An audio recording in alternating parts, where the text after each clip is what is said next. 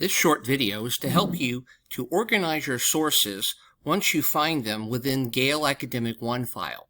Now, say for instance, I was using Tarzan of the Apes as my choice of my animated film, and this is a source that I'd like to use. I click on that source, and then I scroll down the screen.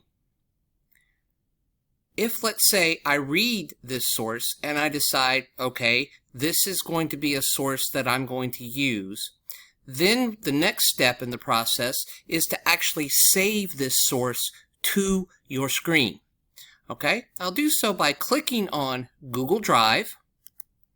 Once I click on Google Drive, it'll say the documents have been sent to Google Drive and will appear shortly. Once I click OK, so if I go back over to my Google Drive, the thing to do is to organize your sources. They'll appear in a long list, and if they get lost, you may lose a valuable source. So the next step is to actually create a folder. Click on New. Click on New Folder. Then, again, just your choice to name it, but let's say Movie Analysis. Then I hit Create. Then the folder, identify it, will be located right here, alphabetically within my folders. I come down to the list, and I find the source that I just saved from when I was checking.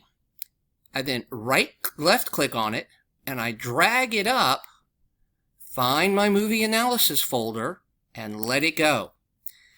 What you have done is you have now saved that source to your folder, and I can promise you that in the future, as you start to use your sources and try to find those that are most valuable to you, this process of having them organized without having to go through your Google Drive and search is going to be invaluable.